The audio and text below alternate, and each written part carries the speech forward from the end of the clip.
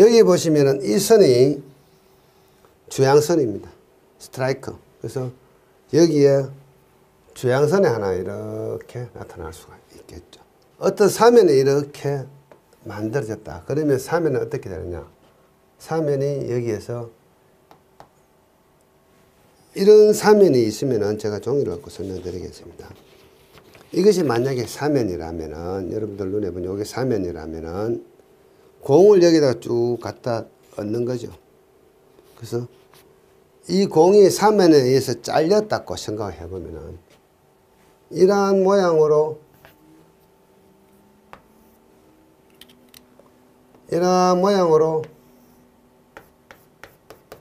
사면에 이 공을 자르고 있을 것이다 는 이야기입니다.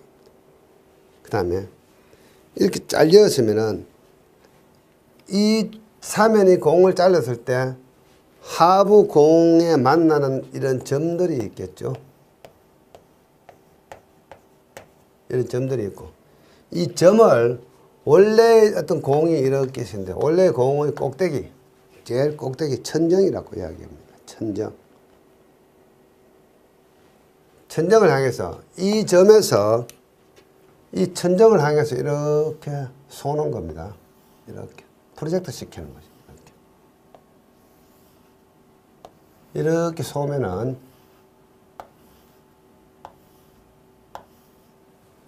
이 쏘는 면들이 이 평사투영면하고 만나는 점이 있을 것이다. 이렇게 제가 파란 걸로 해보겠습니다. 이렇게 만나는 점들이 있을 것이다. 이렇게 요선을 쭉 꺼줍니다. 그게 뭔가 하면 이거죠.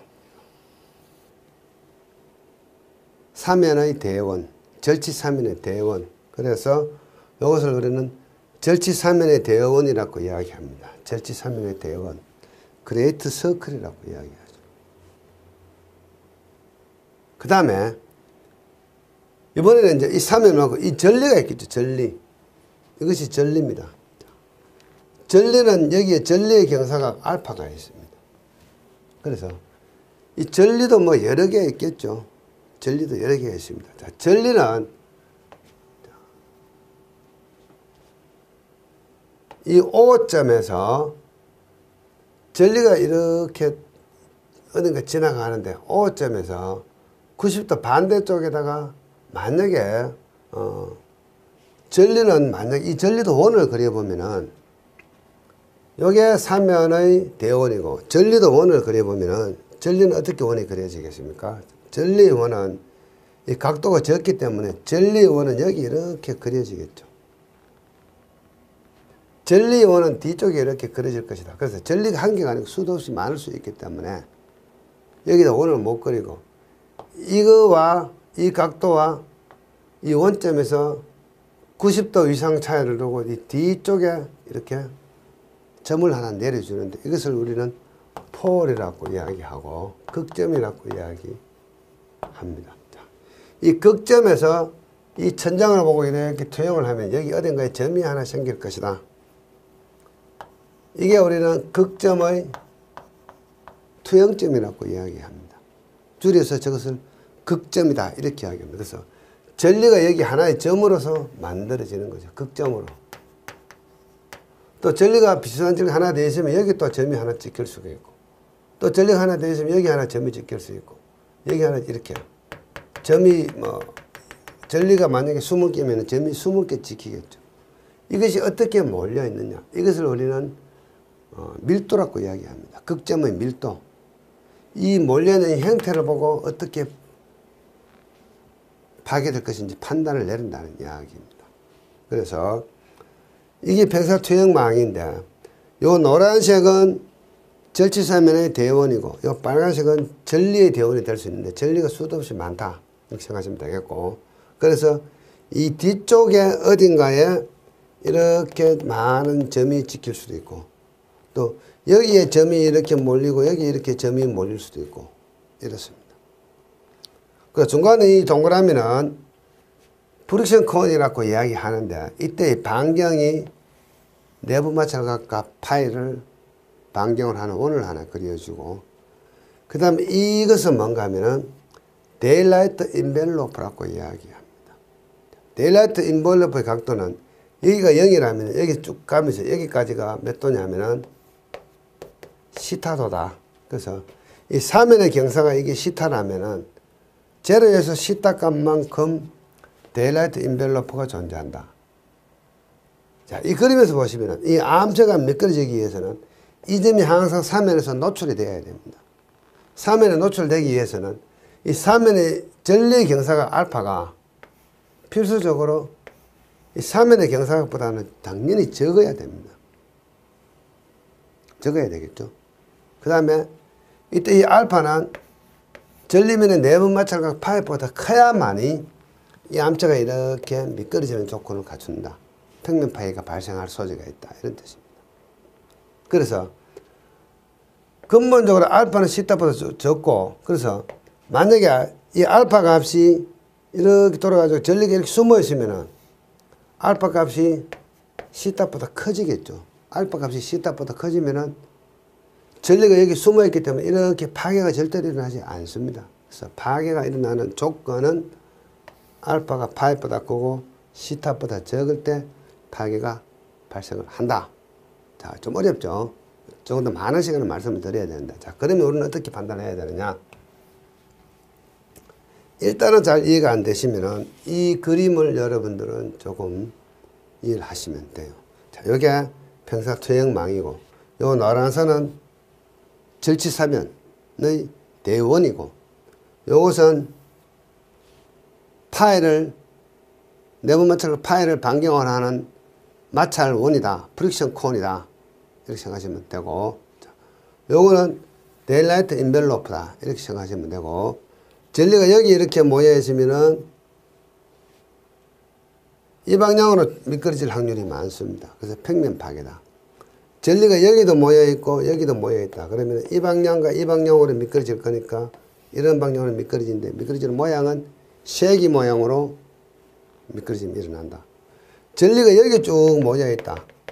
요거는 반대 방향으로 뒤집어지면서 미끄러지는 파괴, 전도 파괴, 터플링 파괴라고 이야기한다. 이 정도만 기억하시면 돼요. 그 다음에 이 전리의 요 밀도들이 요 내부 마찰각 파이보다는 크고, 내부 마찰각 파이보다는 크고, 이까지 각도가 시타 각도입니다. 시타 각도보다는 적은 범위 안에, 제가 그리는 요런 범위 안에 밀도가 이렇게 몰려 있으면은 세기 파괴가 일어나고, 여기 모여 있으면은 평면 파괴가 일어난다. 이렇게 생각을 하시면 되겠습니다. 그래서 이런 평사투영이 필요한 사항은 저 그림을 보시면은 이제 답이 나왔죠. 절치사면의 주양과 경사, 불행수면의 주양과 경사, 불행수면의 전단 저항각 또는 불행수면의 내부 마찰각. 자, 불행수면의 내부 마찰각은 틸트 시험으로 한다. 시험을 하기도 하고, 전리면의 전단 시험을 하기도 하고, 바톤의 경험식을 동원해서 찾기도 한다. 자, 거칠기 효과 배제했을 때는 이러한 식을 갖습니다. 최대 전단강도 타워는 시그마 탄젠트, 요것들이, 요거는 한마디로 파이닷이라고 이야기하고, 최대 마찰각이라고 이야기합니다. 요거는 바톤에 있는 사람이 경험적으로 이런 식을 구했다. 바톤의 경험식에서 최대 전단 강도는 타워 시그마 탄젠트 요거는 뭔가 파이닷이라고 이야기하는데 최대 마찰각이라고 이야기하고. 자, JRC 요거는 조인트 라프레스 코피션트 거칠기 계수라고 이야기합니다.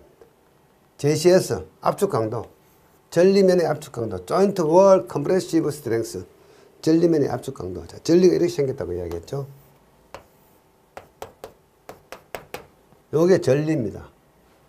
요것이 뭔가 하면은 조인트 월이죠. 조인트 월.